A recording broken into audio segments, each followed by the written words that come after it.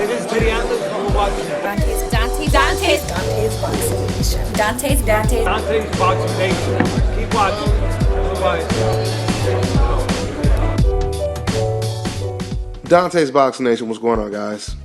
Well, once again, Sergey Kovalev, he puts on an excellent performance. He completely dominates and stops John Pascal for a second time. A lot of people believe there was really no reason to have a second fight, especially after John Pascal, what looked like lost to Yunieski Gonzalez, but for whatever reason, Sergey Kovalev, he fought him again. I don't know if maybe, this was a way for Sergey Kovalev to take a little bit of a break, because I do give Kovalev a lot of credit. There aren't a lot of fighters today that are willing to fight anybody or anyone. And I can tell you right now, fighters like Andre Ward and Sergey Kovalev, they have always been willing to fight the most dangerous opponents around their weight class. Now, before I go ahead and talk about the ridiculous biased commentary of Jim Lampley, let me first talk a little bit more about the actual fight. I was really impressed with Kovalev's boxing ability, his IQ level in the ring.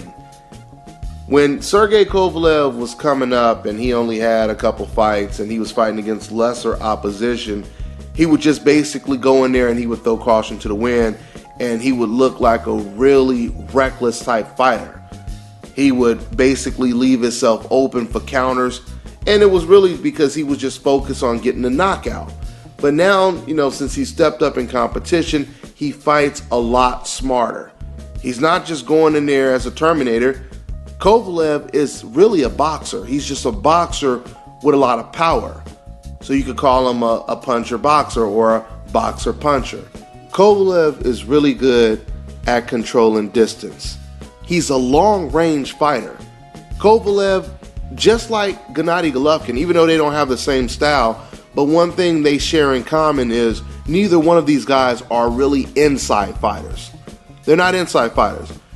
Gennady Golovkin, he pressures you, but he doesn't really fight on the inside. He's more of a mid-range hooker. He doesn't like you to be all up on him like a Marcos Maidana, all on the inside. He needs room to let those hooks go. Okay? Now, when it comes to Sergey Kovalev, he needs a lot of room to throw those straight punches. Sergey Kovalev is tall. He has very long arms. He wants to keep you at the end of his punches so he can land that jab and then eventually land that bomb right hand. I think John Pascal's game plan was all wrong for Sergey Kovalev's style. I mean, John, he basically did everything Kovalev wanted him to do, kind of like what Lemieux did when he was fighting against Gennady Golovkin. What John Pascal was doing is he was trying to fight Sergey Kovalev from the outside. So he's in range to get hit with all of the tail end of Kovalev's punches. I believe what John Pascal had to do to be more successful in this fight is crowd Kovalev, smother him, make him uncomfortable, make him feel uncomfortable by being all over him. But sitting on the outside and just basically waiting for Kovalev to pepper you with jabs and right hand, that's not a winning strategy. This is the reason why I believe Andre Ward, he's going to give Kovalev a lot of problems, because Andre Ward is very good at smothering you. Andre Ward, he's going to go in there and try to take away Kovalev's right hand and his jab. He's going to try to make this an inside fight, because it's only common sense that if Kovalev is able to extend his right hand, he's going to get all of the power out of that right hand. But if you stay close to him, he can't extend that right hand. And therefore, you take some of the power off of the punch. I believe this is what Andre Ward is going to do. And this is no guarantee that Andre Ward will beat Kovalev, because, man, Kovalev is a very intelligent boxer. I just don't know how he's going to be able to deal with someone making it a rough, tough inside fight. We haven't seen him deal with that yet. So it'll be interesting, man. It'll be really, really interesting. I don't think Adonis Stevenson has the style to really beat Sergey Kovalev, because Adonis Stevenson to me is more of a one-arm fighter. He just relies on landing his left hand. You're not going to beat somebody like Kovalev with one hand. You're going to have to beat him with both hands. And once again, I truly believe you're going to have to get on the inside. You're going to have to take away his long right hand. Take away that beautiful jab that that Kovalev has. Something else that was impressive, man, he was doing some real slick stuff in there against Pascal. He finds openings. If Kovalev can't land his jab, he'll surprise you and catch you with a lead right hand. And it kind of was reminiscent of when Floyd Mayweather throws his lead right hand. Kovalev is a very intelligent boxer. I give him that. He's a very intelligent boxer in the ring. When John Pascal would basically go into the high guard and try to bend over Sergey Kovalev, he would go right to John Pascal's body and he would hurt him with body shots. I mean, whatever opening was available, Sergey Kovalev, he would find it. So this was a dominant performance, obviously, by Sergey Kovalev. He stops John Pascal again. Say whatever you will about Kovalev fighting Pascal again, but outside of him fighting Pascal a second time, you can't really complain about Kovalev's level of opposition. So now let's get into the serious business. Now we have Sergey Kovalev, who will be fighting against Andre Ward sometime this year. He might even be fighting against Adonis Stevens, but we have to see. Now, I don't know what's going on with that fight. I know there was a time when it looked like Adonis was pursuing the fight, and then it looked like Kathy Duva, Kovalev's promoter, at the time she wasn't interested. Now it looks like Kathy Duva and Kovalev, they're really interested in fighting Adonis. So now we have to see if Adonis is interested in that fight as well. Now, and I guess that's a little bit of a good sign that Adonis, he jumped in the ring and confronted Sergey. So that right there tells me there's a possibility that we may actually get to see this fight before we get to see Kovalev versus Ward. So now I want to talk about HBO's blow-by-blow announcer, commentator, Jim Lampley. You know, this man never ceases to amaze anyone when he calls fights. This man's agenda is so blatant and clear that it's as if he's no longer trying to hide what he is really about. I have never, because I started to say, I've never heard a commentator say something like this. But you don't hear people in general say stuff like this too often or do stuff like this. Jim Lampley had the audacity to basically defend Sergey Kovalev by basically saying that maybe Sergey Kovalev wants to punish John Pascal for calling him a racist. That is the most ridiculous, absurd thing I have ever heard in my life. Listen, the one thing about me is, unlike a decaf, I can separate personal feelings towards a person. I can separate that from logic. In other words, I can talk boxing without allowing my personal thoughts about a person cloud my vision and interfere with my job. This is something that Jim Lampley cannot do. When it comes to Sergey Kovalev, listen, man, there's no sugarcoating this. There's no doubt about it. Sergey Kovalev is a racist. There's no doubt about that. That's not up for debate.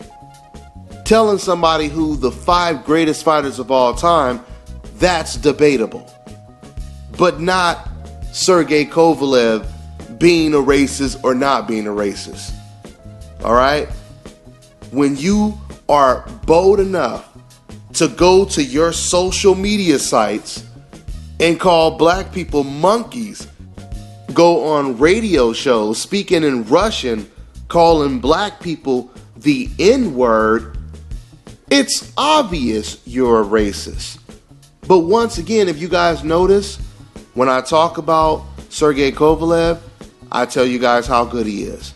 I tell you guys how impressive his boxing skills are. But if you're going to ask me what type of person he is, this man is a racist, there's no doubt about it. Now, of course, because racism still exists today, racist people are going to post comments and they're going to say, hey, that wasn't racist. Hey, it's nothing wrong with calling black people monkeys if they really look like one. That's not offensive at all. Now, the reason that we know for a fact that these ignorant fans that try to sit here and say this stupid stuff like, hey, that's not offensive, the reason why we know that even they know it's offensive is because they never say stuff like that to black people directly. If it wasn't offensive, you would be saying it to black people left and right. But how many black people have you said that to directly? Not too many, right? Why? Because it would be perceived as offensive. I mean, that is just common sense. Imagine you introducing your friend to your mother or your grandmother, right? And your friend, he looks at her and says, oh my God, you are ugly. I mean, look, you got teeth missing, you're overweight, you are hideous to look at. Are you guys going to honestly tell me that if this guy said this about your mom, your grandmother, someone in your family, you're going to say, oh, you know what? That's okay. Because you know what? My mom really is ugly.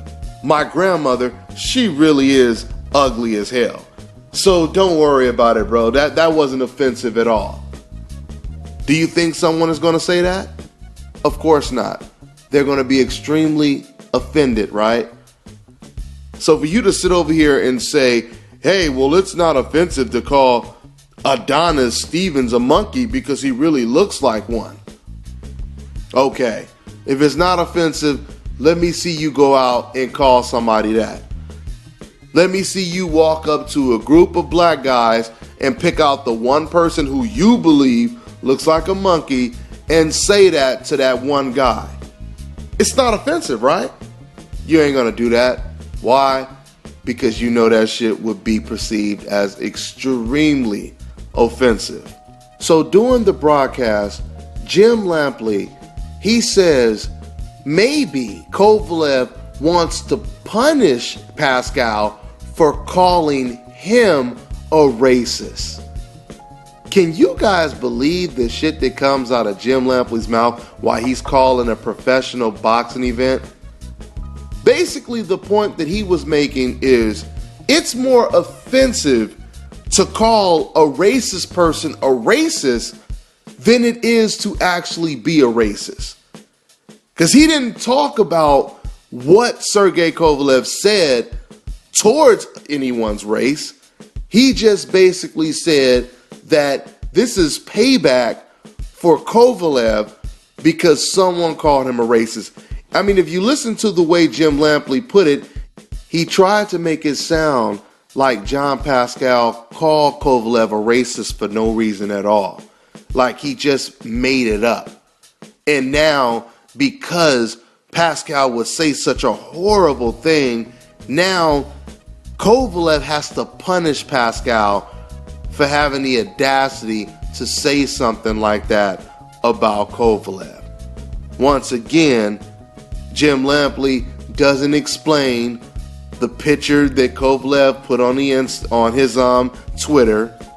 He doesn't explain Kovalev going on radio shows calling black people the N-word for no reason at all, by the way. He doesn't explain that at all. Just, oh, Pascal called him a racist. Now Kovalev wants to punish him for that. Do you know how ridiculous that sounds? That's like a rapist telling his victim, oh, you know, now that you called me a rapist, for that, I am going to punish you even longer because you called me a rapist. That is pretty much what Jim Lampley said. How dare you call a racist person a racist, John Pascal? Sergey Kovalev needs to punish this guy. You see, once again, I can separate personal feelings from talking boxing, from giving a fighter the credit that he deserves in the ring. You notice when I talk about how good Sergey Kovalev is, I don't say, oh, he's overrated, he's garbage, and that was boring. Look at him fighting some guy he already knocked out. That was garbage and this and that. I don't say any of that. I tell you guys that this man is extremely gifted. He's a very intelligent boxer in the ring. Regardless if he's racist or not, I have to give the man credit for what he can do in the ring. I have to give him the respect that he deserves. Just like John Pascal did. John Pascal, he knows that Kovalev is a racist, but Kovalev beat him, and what did John Pascal say at the end of the night?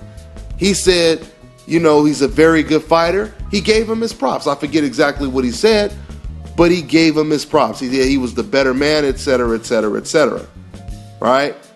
He didn't say fuck Kovalev and he's garbage and this was and make excuses why he lost. He didn't do that. He gave him his props. Okay? You know, now what's so ironic about this whole situation is you decafs that will often defend racist people. You'll defend people like Jim Lampley. You'll say, oh, well, you know, he hates Floyd Mayweather because Floyd is an asshole. Floyd is a jerk. Floyd is a bad person. So it's okay to hate Floyd Mayweather. Why aren't you guys saying the same thing about John Pascal? If Jim Lampley likes to judge people on personality and what they really are outside of the ring, why doesn't he hate Kovalev? Does that make any sense? A racist person is one of the worst people in the world. But yet Jim Lampley is defending a racist by basically saying that it was offensive for John Pascal to call a racist person a racist. Does that make any damn sense? You know damn well that don't make no sense. Now go ahead and read the comments in the comment section after I drop this video. Watch how many people try to defend Sergey Kovalev while at the same time trying to justify why they don't like the guy on the coincidental list, Floyd Mayweather. Or we don't even have to just bring up Floyd Mayweather. It could be Deontay Wilder. It could be Al Heyman. It could be Terrence Crawford. It could be anyone on a coincidental list.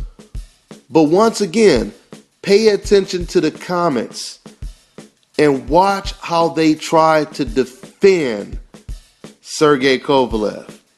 Because at the end of the day, I don't even have to tell you the truth. The comments alone will tell you the whole truth if you just pay attention to what's being said about particular people that are not on the coincidental list. That's all I got. I'm on to the next one. This is Bobby, and you're watching Dante's Boxing Nation.